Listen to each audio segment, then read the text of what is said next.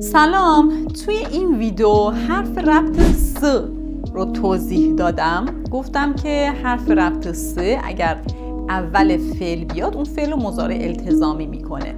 حالا اگر اون ویدیو رو ندیدین که خب برگردین اول اون ویدیو رو نگاه کنین بعد بیاین سراغ این ویدیو، چون تا اونو ندیده باشین اینو شاید خیلی خوب متوجه نشین. اگر هم که دیدین که خب ویدیو رو ادامه بدیم.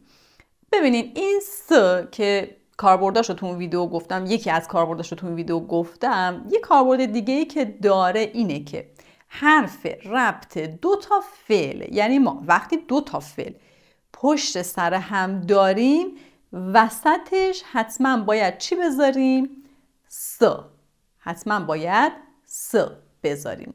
خب یعنی چی؟ مثل این که من بخوام بگم میخوام برم خرید، مثلا باید برم سر کار، من میتونم شنا بکنم، دوست دارم برم کوه، چیزای این شکلی، یعنی چیزایی که دو تا فعل پشت سر همن.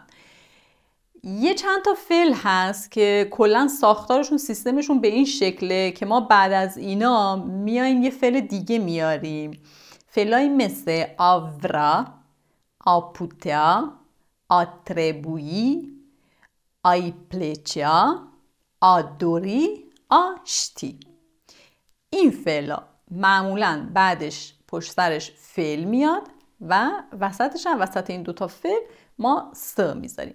حالا میخوام یه کاری کنم. تو این ویدیو دو تا فعل آورا و آتربویی رو کار میکنیم و مثال میزنیم و ویدیوهای دیگه فعلای دیگر رو کار میکنیم. این کار کردم به خاطر اینکه زمان باشه که ما جمله های بیشتری مثال بزنیم که بهتر متوجه بشیم. یعنی فکر کنم اینطوری بهتر باشه و بهتر متوجه میشیم.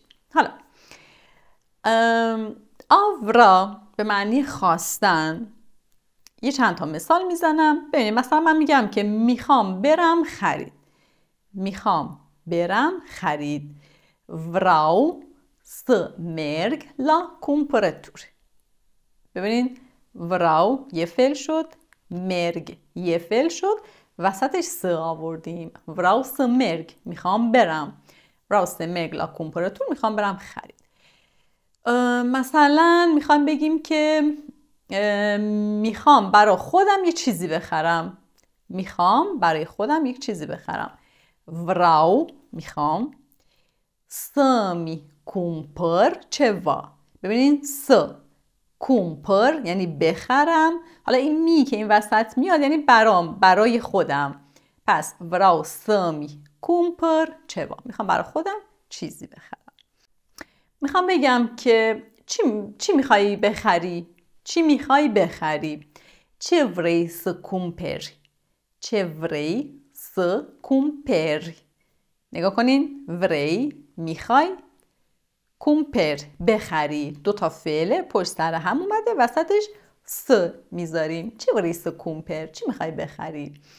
بگم که اون میخواد امشب غذا درست کنه. اگه یادتون باشه از اون ویدیو گفتم که س سوم شخصا رو عوض میکنه، پس حواسمون باشه. الان میخوام بگم اون میخواد غذا درست بکنه، پس فعل بعدی که بعد از س میاد و چون برمیگرده به اون عوض میشه. حواسمون باشه. میگم یا vrea să facă mâncare. یا vrea să facă mâncare یعنی اون میخواد غذا درست بکنه.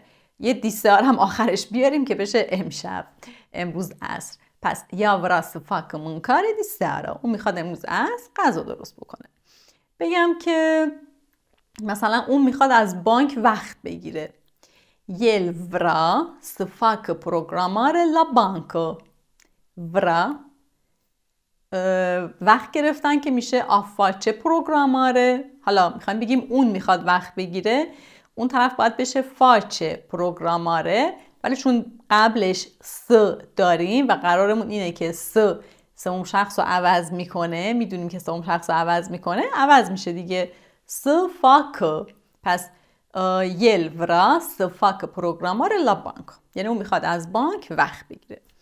خب یه چند تا مثال برای فعل آورا حالا من با من تو او مثال زدم، شما همین رو میتونید برای بقیه حالت ها هم مثال بزنید. یعنی حواسمون هست دیگه، اولیو میگیم من میخوام، تو میخوای، اون میخواد، اینا که اوکی مشخصه، و بعدش هم فعل بعدی هم باز صرف میشه برای هر کسی که در واقع کننده یه کار دیگه. یعنی اگه بگم که من میخوام برم خرید، همونجور که گفتم میشه وراوس مرگ لا کومپراتور.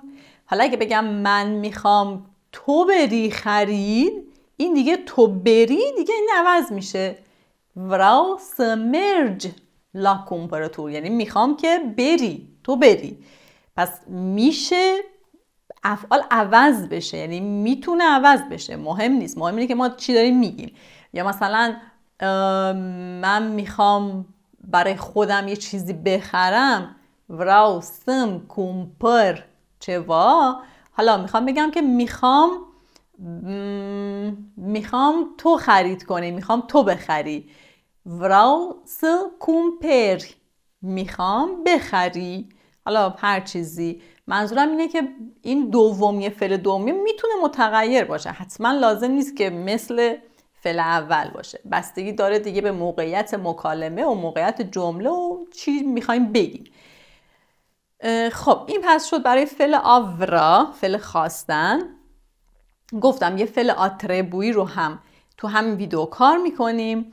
ببینید آتربویی به معنی بایده. حالا ما تو فارسی به عنوان فعل نداریم باید رو، ولی خب تو رومانی یک فعله که البته صرف نداره، یعنی یه چند تا حالت بیشتر نداره. حالا اینجا تربویه یعنی باید. مثلا میخوام بگم که دیره باید برم، یعنی اینکه مثلا دیره باید اینجا رو ترک کنم. میگم یه ترزیو تربوی سه پلک، تربوی سه پلک، یعنی دیره باید برم. یه ترزیو تربوی سه پلچ، یعنی دیره باید بری. ببینید تربویه کلا ثابته، برای افراد عوض نمیشه. چیزی که عوض میشه فعلیه که بعد از س میاد، اون عوض میشه. مثلا میگم من باید زبان رومانیایی یاد بگیرم، اینو میگم چی؟ تربویه، تربویش که عوض نمیشه، تربویه س انوت لیمبا رومانا، یاد میگیرم میشه انوت. حالا س انوت، پس تربوی س انوت لیمبا رومانا، باید زبان رومانی یاد بگیرم. حالا میخوام بگم تو باید زبان رومانی یاد بگیری، تربوی همون عوض نمیشه، این انوت برای، یعنی انوتسا برای تو صرف میشه. تربوی س انوت لیمبا رومانا، یعنی باید زبان رومانی یاد بگیری. پس فعلی که بعد از س میاد صرف میشه برای کسی که اون کار رو داره انجام میده، اون تربوی عوض نمیشه. میخوام بگم که اون باید زبان رومانی یاد بگیره، تربوی سر جاشه، تربویه، حالا اون باید یاد بگیره. فعل انوتسا برای سوم شخصش میشه انواتسو.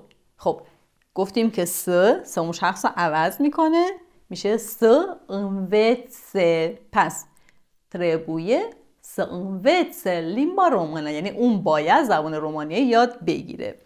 حالا همینو شما با تربویه میخوایم بگین، همین تربویه رو نگه میدارین و اونور فعل اونور رو عوض میکنین. با هر فعلی که دوست دارین میتونین تمرین بکنین و جمله بسازین. پس این ویدیو شد فعل آورا و آتربویی، همینا رو تمرین بکنین. تو ویدیوهای دیگه اون یکی فعلا رو هم کار میکنیم و مثال میزنیم. همین این باز هم کاربردهای دیگه داره که حالا میگم ریز براتون میگم، ویدیوهاشو خیلی طولانی نمی کنم که در واقع همه کاربردهاشو یاد بگیرین. همین دیگه، مرسی که تا انتها همراه بودین. سابسکرایب یادتون نره، لایک کنین، کامنت هم که بذارین و همین دیگه. ممنون، خدا نگهدار.